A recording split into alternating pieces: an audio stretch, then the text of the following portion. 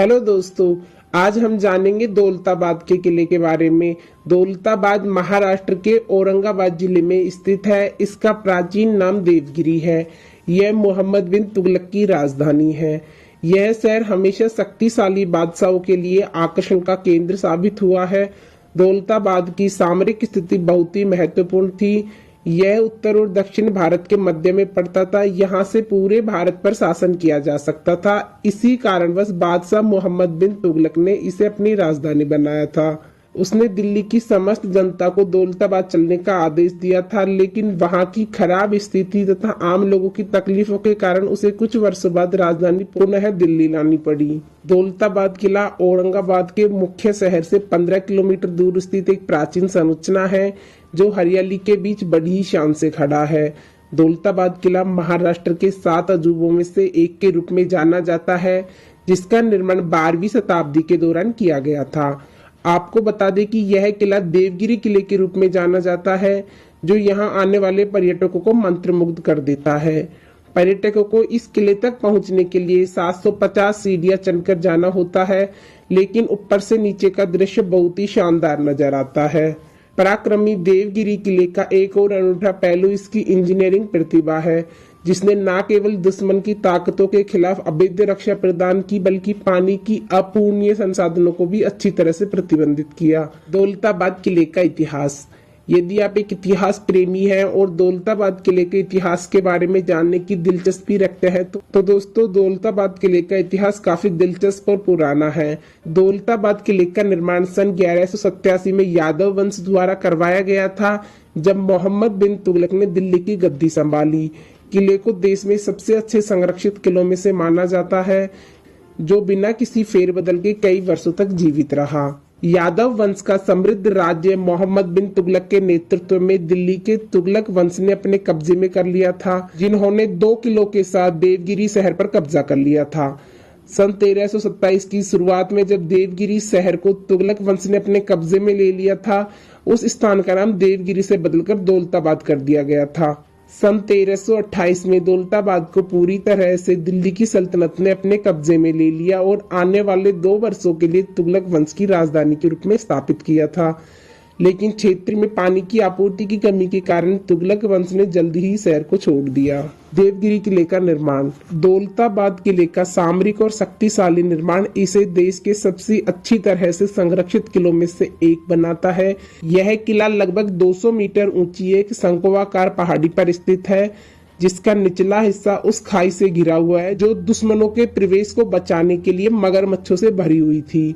देवगिरी किले का निर्माण अपने आप में अजीबोगरीब था और इसे इस तरह से बनाया गया था कि कोई भी शत्रु इसके अंदर प्रवेश ना कर पाए। किले में एक एकल द्वार था, जो प्रवेश और निकास दोनों के रूप में कार्य करता था। पूरा किला कई गढ़ों से सुरक्षित है। तुगलक वंश की अवधि के दौरान विभिन्न तोपों द्वारा इसे और अधिक मजबूत किया गया था और शक्तिशाली एडिफिस की सुरक्षा के लिए 5 किलोमीटर की मजबूत दीवार बनाई गई थी। तुगलक वंश के शासन के दौरान किले के अंदर 30 मीटर का चांद मीनार भी बनाया गया था। दौलताबाद किले के लिए ट्रैकिंग। औरंगाबाद में एक पहाड़ी के ऊपर स्थित दौलताबाद किला एक ऐसा पर्यटक स्थल है, जो इतिहास प्रेमियों और पर्यटकों के साथ ट्रैकर्स प्रेमियों के लिए भी आकर्षण का केंद्र बना हुआ है, क्योंकि किले तक पहुंचने के लिए कुछ चुनौतीपूर्ण ट्रैकिंग करनी होती है। दौलताबाद किले की यात्रा के सबसे चुनौतीपूर्ण हिस्सों में से एक इस किले के शीर्ष पर पहुंचना है, जिसमें लगभग 750 सीढ़ियां चढ़नी होती हैं, जिसमें 1 से 3 घंटे के बीच का समय लगता है। कठिनाई स्तर मध्यम से आसान है और रास्ते में कुछ अंधेरे क्षेत्र हैं, जिनके लिए आपको एक मशाल ले जाने की आवश्यकता है। एक बार जब आप इस किले के ऊपर पहुंच जाते हैं तो वहां से नीचे के सुंदर परिदृश्यों को देख सकते हैं, जो बेहद आकर्षण और मंत्रमुग्ध कर देने वाले हैं। दौलताबाद किले की यात्रा के लिए टिप्स। यदि आप इस किले के बारे में अधिक विस्तार से जानना चाहते हैं तो एक गाइड को साथ लेकर जाएं। अगर आप दौलताबाद किले के शीर्ष तक जाने की योजना बनाते हैं तो उचित जूते और आरामदायक कपड़े पहने। अपनी यात्रा के बीच में ब्रेक लेना बहुत जरूरी है। अपनी यात्रा में पानी की बोतल और हल्का खाना साथ लेकर चलें, क्योंकि किले के ऊपर पानी या खाने के कोई स्टॉल नहीं है। ध्यान दें, आप जब भी दौलताबाद किले की यात्रा पर जाएं तो अंधेरा होने से पहले ही वापस आ जाएं। और दोस्तों बात की जाए दौलताबाद किले की एंट्री फीस की, तो यह भारतीय पर्यटकों के लिए 10 रुपए प्रति व्यक्ति और विदेशी पर्यटकों के लिए 100 रुपए प्रति व्यक्ति है। और यह किला पर्यटकों के लिए सुबह 9 बजे से शाम 6 बजे तक खुला रहता है।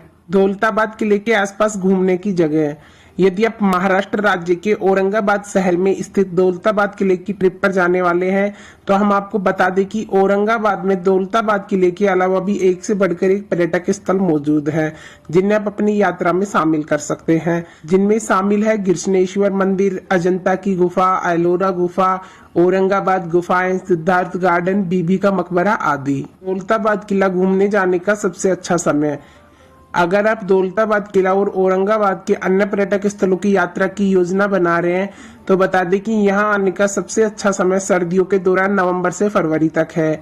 सर्दियों के दौरान यहाँ का आसमान साफ और तापमान काफी कम होता है। क्योंकि शहर में अधिकांश पर्यटक आकर्षण बाहर स्थित है, इसलिए आपको मानसून में यहाँ की यात्रा करने से बचना चाहिए। दौलताबाद किला औरंगाबाद कैसे पहुंचे? जो भी पर्यटक दौलताबाद किला घूमने जाने का प्लान बना रहे हैं और जानना चाहते हैं कि हम दौलताबाद किला कैसे पहुंचे, तो हम आपकी जानकारी के लिए बता दें कि आप फ्लाइट, ट्रेन और सड़क मार्ग किसी भी ट्रेवल करके आसानी से दौलताबाद किला पहुंच सकते हैं। किले तक पहुंचने के लिए आप औरंगाबाद में लगभग कहीं से भी कैब या रिक्शा आसानी से प्राप्त कर सकते हैं। तो दोस्तों यह था दौलताबाद किले से जुड़ा संपूर्ण इतिहास। आपको वीडियो कैसी लगी हमें कमेंट करके बताएं। वीडियो पसंद आए तो लाइक शेयर सब्सक्राइब करें। Thanks for watching.